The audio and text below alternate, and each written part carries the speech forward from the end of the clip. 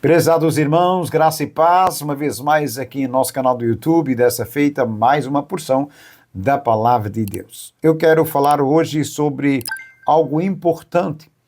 Vamos conhecer um pouco quem é Jesus, de que forma Jesus agiria ou agiu, derivado a circunstâncias que vieram até o Senhor. Mas Gálatas, capítulo 2, versículo 20, diz o seguinte: já estou crucificado com Cristo, e vivo não mais eu, mas Cristo vive em mim.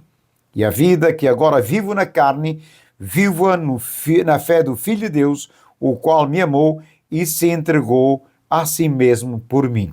Então sabemos que Jesus, ele dá o primeiro atributo da sua vida, Dá o primeiro atributo para nós conhecermos ou pararmos para imaginarmos como seria o caráter do nosso Senhor.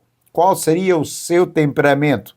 Será que as minhas e as suas ações condizem com o temperamento, o caráter do Senhor Jesus? Vamos ver. A Bíblia diz que ele amou.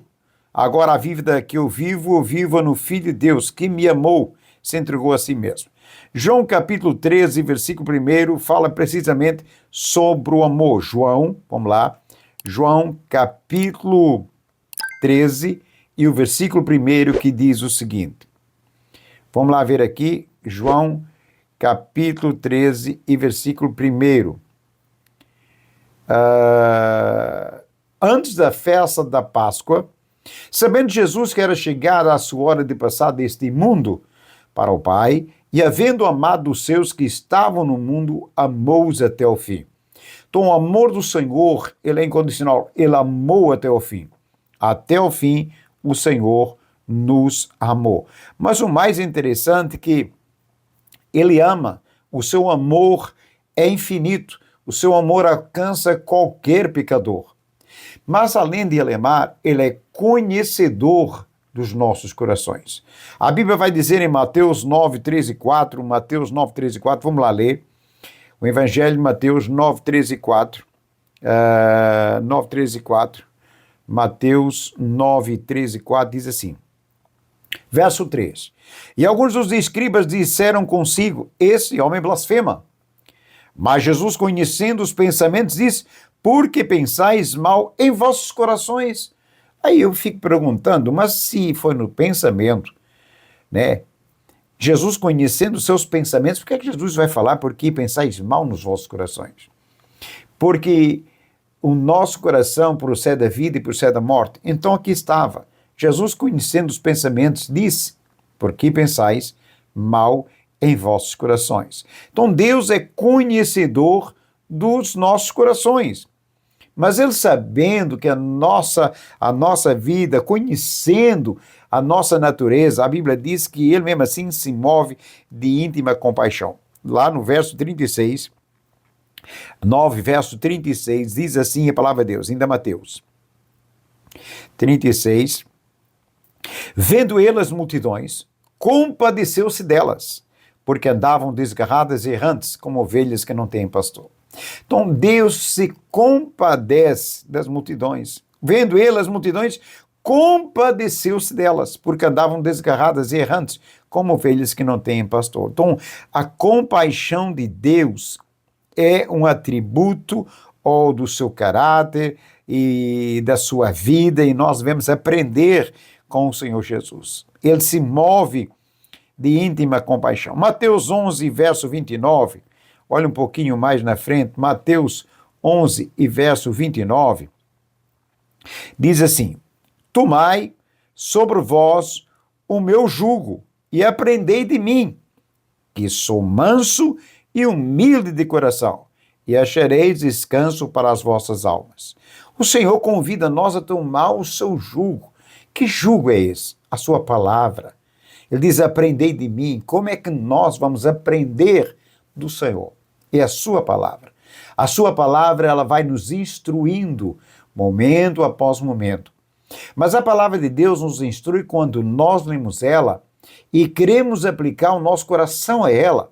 E quando aplicamos o nosso coração, nós sabemos que ela vai nos ensinar como Jesus disse: tomai sobre vós o meu jugo e aprendei de mim, sou manso e humilde de coração, e achareis descanso para as vossas almas. Então o Senhor, ele é manso, além do Senhor ser um Senhor que ama, que conhece os corações, que se move de compaixão, ele é manso. Mas também Mateus descreve que ele tem uma sabedoria em suas respostas. Vamos ver, Mateus 22, do verso 15 ao verso 22. Mateus 22, vamos lá ver.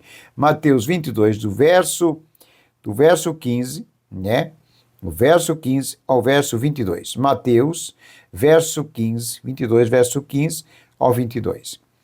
Então os fariseus se retiraram e consultaram entre si como apanhariam em alguma coisa.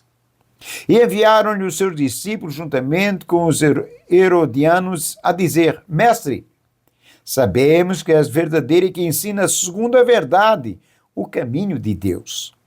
E de ninguém se te dá, porque não olhas a aparência dos homens. Diz-nos, pois, que te parece? É lícito pagar o tributo a César ou não? Jesus, porém, percebendo a sua malícia, respondeu-lhe: Porque me experimentais hipócritas? Mostrai-me a moeda do tributo. E eles lhe apresentaram um dinário. Perguntou-lhe Jesus de quem é a imagem e a inscrição, respondendo: de César. Então lhes disse: Dai, pois, a César o que é de César, e a Deus o que é de Deus. Ao ouvirem isso, ficaram admirados, deixando-se retirar. Então, a palavra de Deus, ela fala por si própria, né? A sabedoria das respostas. Então, nós encontramos na vida de Jesus que quando chegam até ele para tentarem manipular o Senhor, ele é sábio em responder. Me dá os argumentos e vocês próprios respondem esses argumentos pelas vossas atitudes. Sabemos que além de ele dar essas respostas, Marcos 1:22 descreve a autoridade que ele tem diferente no mundo. Marcos 1:22, vamos lá, Evangelho de Marcos 1:22. Diz assim a palavra do Senhor. Muito importante. Como é bom. E maravilhavam-se da sua doutrina, porque os ensinava como tendo autoridade, e não como os escribas. Então a palavra, ele ensinava com autoridade, né? A sua doutrina, o seu ensinamento. Ele ensinava com autoridade, não como os escribas. Os escribas ensinavam, mas faltava autoridade. Quando é que a autoridade falta na vida de uma pessoa? Quando essa pessoa não faz aquilo que o Senhor, aprendei de mim. Ora, se eu não aprendo do Senhor, como é que no meu ensinamento eu vou ter autoridade? Eu tenho que aprender. Eu aprendo do Senhor e a palavra de Deus me dá essa autoridade para eu ensinar, né? Tendo a autoridade da palavra em minha própria vida. Então o Senhor, ele tinha autoridade diferente. Essa autoridade mostrou para os escribas que a maneira dele ensinar, a autoridade do ensino, era uma autoridade diferente, né?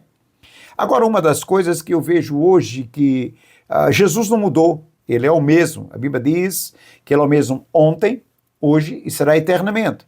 Deus não existe variação, Deus não tem variação, ele é Senhor. E uma das coisas que eu encontro é o zelo. Marcos 11, 15 a 18. Marcos 11, 15 a 18. Vamos lá. Marcos 11, 15 a 18. Que diz assim, Jesus, olha só, vou primeiro ler para você entender como Jesus age. E hoje a gente pensa que as coisas são... Não, olha só. Verso 15 de Marcos 11. Chegaram, pois, a Jerusalém. E entrando ele no templo, começou a expulsar. Ele não usou de amabilidade. A expulsar os que ali vendiam e compravam. E derribou as mesas dos cambistas e as cadeiras dos que vendiam pombas. E não consentia que ninguém atravessasse o templo levando qualquer utensílio. E ensinava, dizendo-lhe: não está escrito, a minha casa será chamada casa de oração para todas as nações? Vós, porém, a tendes feito em convívio de salteadores. Ora, os principais sacerdotes e escribas ouviram isso e procuraram um modo de o matar, pois o temiam, porque toda a multidão se maravilhava da sua doutrina. Então, uma das coisas que eu encontro dentro da personalidade, do caráter de Jesus, é a sua severo. Ele era severo. Diz a Bíblia que ele era severo. Aqui no que nós lemos, Jesus era severo perante as circunstâncias, né? Perante o erro, perante o que é errado. E hoje parece que as coisas mudaram. Parece que se massageia. Não, ele era severo para com o erro. Mas a Bíblia diz, Lucas, que ele tinha paciência. Jesus era uma pessoa com paciência. Lucas capítulo 9, verso 49. Olha, Lucas capítulo 9 e verso 49. Vamos lá ver. Lucas capítulo 9 e verso 49. O que é que diz a palavra de Deus? Lucas capítulo 9 e verso 49. Glória ao nome daquele que vive e reina para ter todo sempre. Lucas 9, verso 49. Foi isso que eu falei, não foi? Glória ao nome daquele que vive e reina para todo sempre. Verso 9 e versículo 49 de Lucas. Disse-lhe João: mestre, vimos um homem que em teu nome expulsava demônios. E lhe proibimos, para que não segue conosco. Respondeu-lhe Jesus: não lhe proibais, porque quem não é contra vós é por vós. Ora, quando se contemplava os dias para a sua assunção, manifestou o firme propósito de ir a Jerusalém. Então, olha bem, só o que a Bíblia diz, que os discípulos quiseram repreender quem não estava com eles, né? Mas Jesus foi paciente na incredulidade e disse: quem não é contra nós é por nós. Não deixa expulsar esses espíritos imundos. Esse é Jesus que nós servimos, um homem que, com todos esses atributos, ele chora quando seu amigo Lázaro morreu. Quando esse amigo Lázaro entrou no túmulo, Jesus comoveu-se e chorou. João 11, 33. João 11, 33 diz que Jesus, ao saber, né, do seu amigo, João 11, 33, do seu amigo, ele chorou. Jesus, pois, quando a viu chorar, e choraram também os judeus que com ele vinham, comoveu-se em espírito e perturbou-se. E perguntou: aonde o puseste? Respondeu-lhe: Senhor, vê e vê. Jesus chorou. Então Jesus era um Deus que se compadece de todas as nossas debilidades e fraquezas. É um homem, um Deus que não só compadecendo-se, mas lutando, né, o seu zelo pelas coisas do Pai.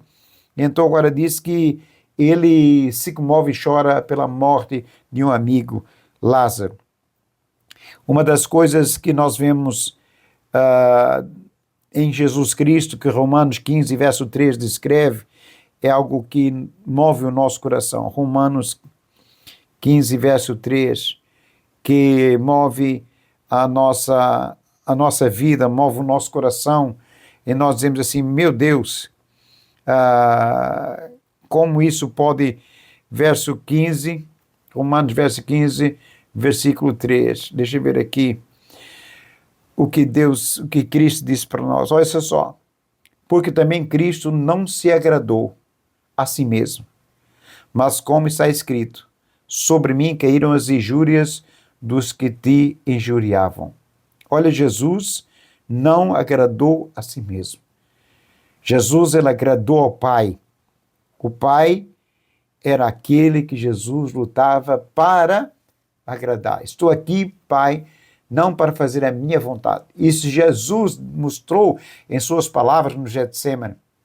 Se possível, afasta de mim este cálice, mas todavia, se faça a tua vontade e não a minha. Então Jesus, ele mostra que ele não estava para se agradar a si mesmo, mas ele agradava ao Pai. Sua missão era agradar ao Pai.